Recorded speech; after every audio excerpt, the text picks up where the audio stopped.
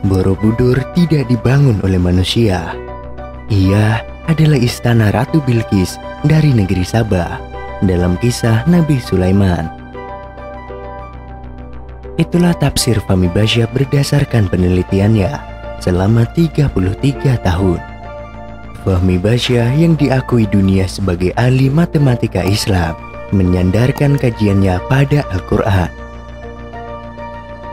Pengarang-pengarang Arab boleh saja menyebut Sabah adalah Yaman, negeri yang sangat maju pada zaman dahulu kala di sebelah barat Arab Saudi. Tapi, menurut kajian Fahmi Basyah, Sabah satu-satunya negeri yang dikatakan baldatun thayyibatun wa rabbun ghafur atau negeri yang baik di dalam Al-Quran adalah Indonesia.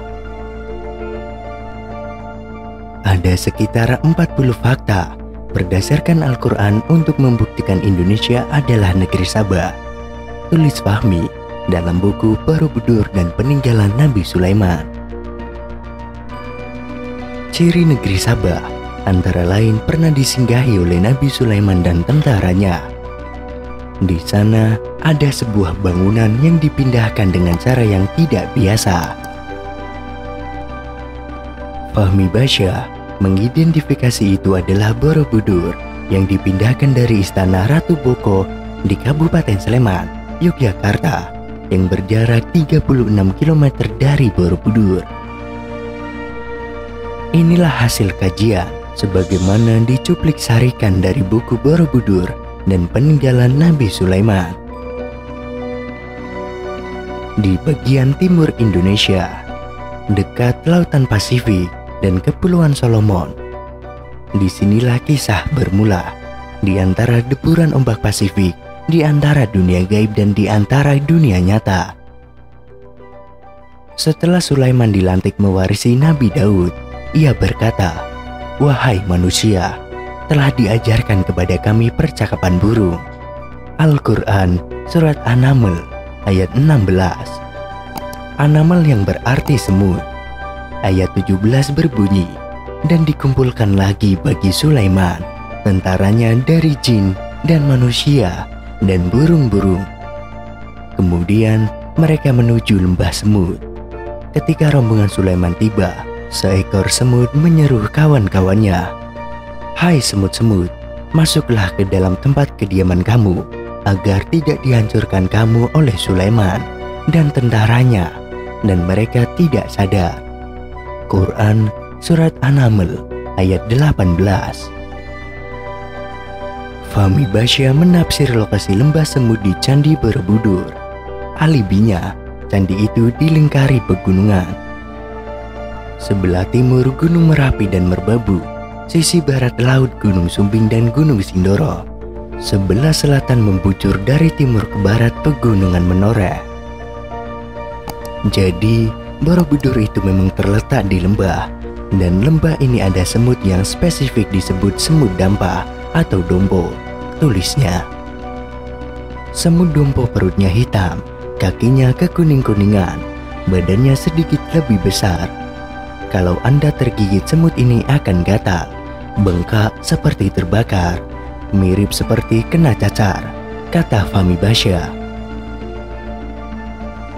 Di lembah semut ini, Sulaiman memeriksa pasukan.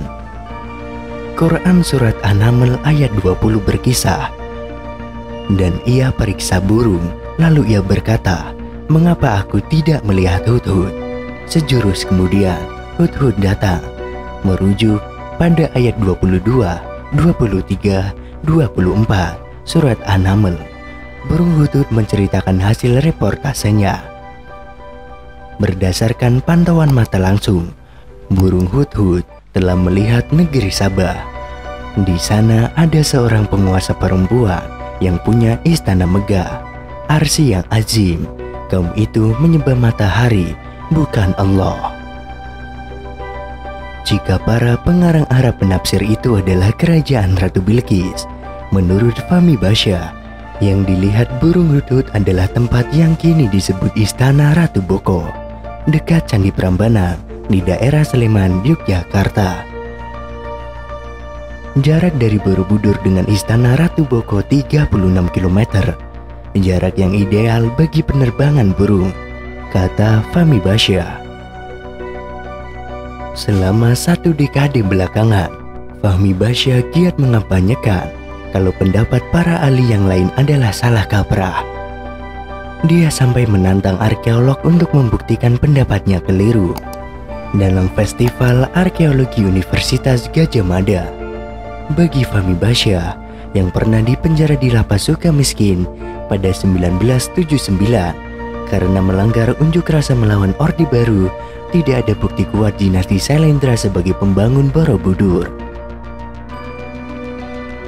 Apa dasar pemikiran Fahmi yang kontroversial ini? Dia mengklaim kesimpulannya itu berdasarkan penelitiannya sejak 1982 hingga 2012. Dosen matematika di UIN Syarif Hidayatullah ini meyakini bentuk Borobudur menyimpan terlalu banyak keterkaitan dengan Nabi Sulaiman yang sukar dianggap sebagai kebetulan.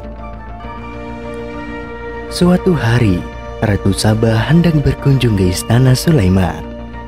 Sang raja yang kaya raya itu memerintahkan tentara jinnya untuk memindahkan singgasana Ratu Sabah ke istananya demi menaklukkan negeri Sabah.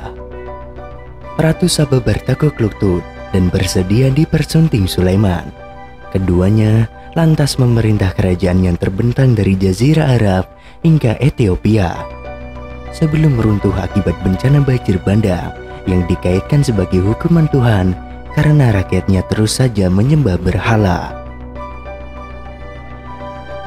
Fahmi Basya memaparkan semua bukti kalau cerita itu benar-benar terjadi, didasarkan relief-relief yang terpampang di sekujur Borobudur. Relief tersebut menurutnya bukan rekaman kehidupan masyarakat Jawa kuno, melainkan kisah Al-Quran. Fahmi Basya bilang, ada kisah soal burung hudhud yang menjadi mata-mata Raja Sulaiman, terpahat di Borobudur, dan kisah Raja Sulaiman, menurut Fahmi Basya, digambarkan sebagai seseorang yang memegang tongkat pada relief tersebut. Ada beberapa kisah tentang Ratu Sabah itu sendiri, kata Fahmi. Itu persis seperti yang dikisahkan di dalam Al-Quran, jadi mustahil itu peninggalan Buddha. Bahkan, dia mulai mendapat puluhan pengikut yang kerap menggelar pengajian membahas topik negeri Sabah. Fahmi Basya mengaku ogah menyerah karena sudah memperoleh mandat dari Mendiang Soekarno, proklamator sekaligus Presiden pertama Republik Indonesia. Inspirasi itu datang ketika Fahmi Basya ditahan di Sukamiskin dan bermimpi bertemu Soekarno.